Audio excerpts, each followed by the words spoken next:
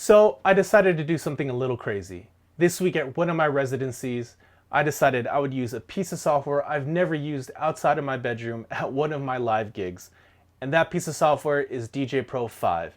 And if you've been following this channel for a while, you know that this year I've made it a point to step out of my comfort zone and try different methods of DJing other than just Serato on my laptop, which is still my workhorse and I love to death and has been solid over the 10 plus years that I've been using it. But using sticks for the last few months, got comfortable with that. And I've been really curious about DJay Pro 5, especially with the improved stems that do sound probably the best on the market, and the crossfader effects, which I think are awesome.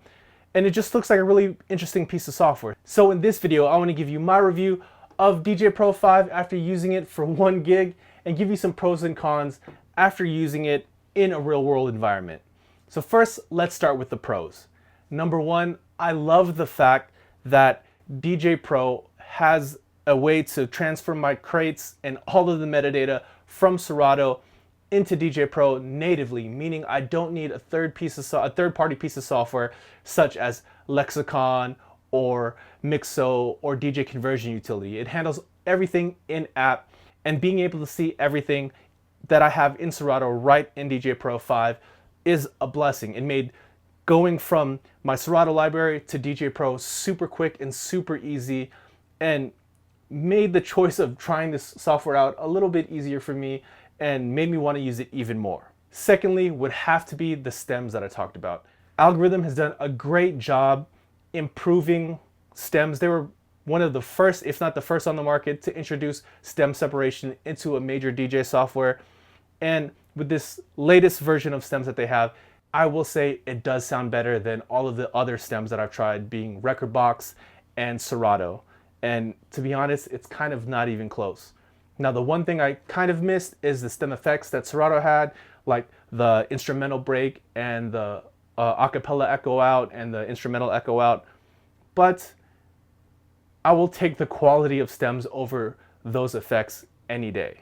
Third would have to be the fact that setting up my laptop at my usual residency, which is the hardware is Pioneer S11 and two CDJ 2000 Nexus 2s, plugging it in and getting DJay Pro 5 set up was pretty much just as easy as setting up with Serato.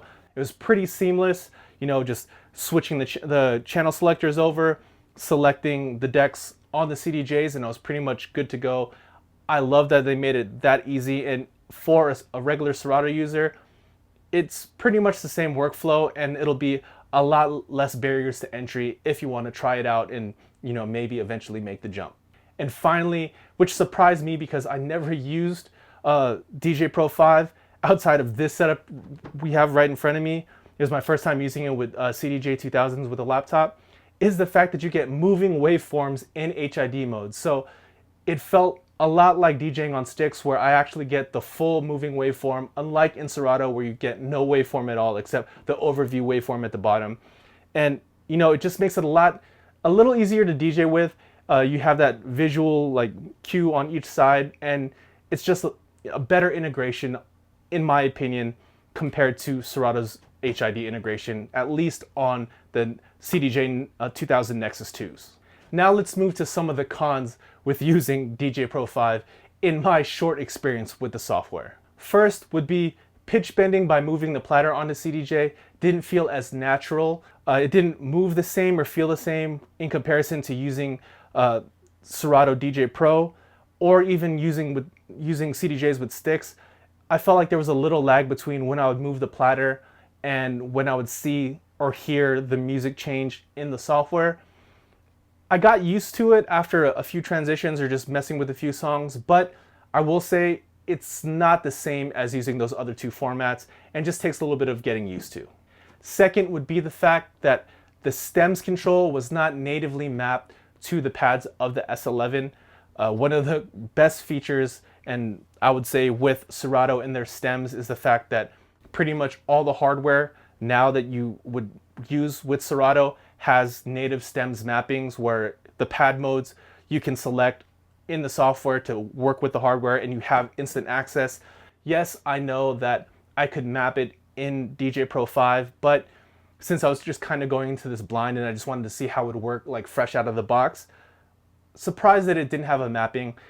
There is a mapping for this mixer, the Rain 70, and I like that, and I thought it would be that way on the S11, but it wasn't, and I get it. The S11 is kind of an older mixer before this version of DJay Pro, so maybe in the future Pioneer mixers, we'd get that kind of native integration, but currently on a piece of hardware that you'll see in a lot of DJ booths out there, it's not natively mapped, and it was kind of a bummer. And finally, one of the things I was most excited to try, at least out live, was the crossfader effects. And the normal setup with the S11, you get the choice of either mixing internally or externally. For those not too tech savvy, externally is basically using the actual analog parts of the mixer, the EQs and the volume faders and everything. Internally would mean the software is kind of controlling it, much like a lower end controller. With the external setting, I couldn't get the crossfader effects to work, probably because it's just routing the audio, and that's something that I'm probably going to test later on if I can get it working internally and everything works the same. But currently, the default setup when you plug in an S11, which is external mixing, and that's fine, but those crossfader effects do not work in that setup, and it's something that I definitely wanted to try because of the lack of stem effects. You have those stem effects in the crossfader, but I wasn't able to use them, and I was really excited about it because there's some really cool ones in DJay Pro 5, especially the acapella cut-in and the drum crossfader effects. We'll see if I can get it work in the future. I'm definitely going to try to get this out again, and that brings me back to my summary of my review. DJay Pro 5 is a great piece of software. I could see myself using this more often, especially with how easy it was to just plug and play basically. There's a lot of really cool tools and a lot of power in the DJay Pro software. In my mind, like visually was the only major big difference, but it functions just like most DJ software out there, but it's those extra tools under the hood like the improved stems, the crossfader effects, and the beat gridding that's automatic, that's done by their machine learning or AI or however they do it, that maps the BPMs even on non-quantized tracks like old funk drummers or like old rock tracks. Not having to think about that and the software taking care of it makes me want to say that this is a great piece of software, especially for beginners that don't want to have to deal with, drilling down in every song and having to fix all of those things. It takes care of that for you. And in some ways, it does a better job than you could do because of the limitations of other software. Now, I will say the one thing with DJay Pro, of course, is the fact that it's a subscription-based software. Now, we have that with Rekordbox. If you want to use it in performance mode, there's only the subscription option, so they're kind of neck and neck there. But at least Serato gives you the option of buying the software outright. Yes, there's a subscription option, but you can still just come out of pocket and buy the software once, and that's it. That's what I've done with Serato. But with all the tools that you have in DJay Pro 5, and with a lot of other softwares going to, a subscription-based model, this is kind of on par with the future of DJ software and where it's going, whether you like it or not.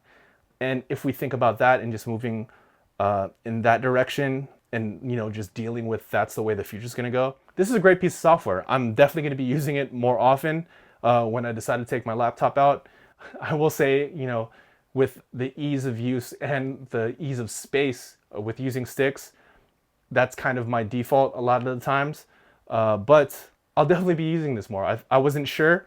I wasn't sure how it would work and function in the way I DJ in a live setting and the way I need to play, but it definitely handled everything that I needed it to handle, and it's great. So if you've been on the fence thinking about trying out DJay Pro 5, I can give it my, thumbs up, and I will say that if you've been thinking about it, just give it a try, especially if you're a Serato user. It makes it so easy to just, pull a crate in, everything gets transferred, all your cue points, your loops, everything. It's worth giving it a try, at least A and B, right? Compare the two, and I think you'll see some, positives and some things that DJay Pro 5 has that other softwares just can't do. Well, that's it for the video today. I hope you enjoyed it. And if you're looking for more DJ related content, please be sure to click on one of the videos right here, and I'll catch you in the next one.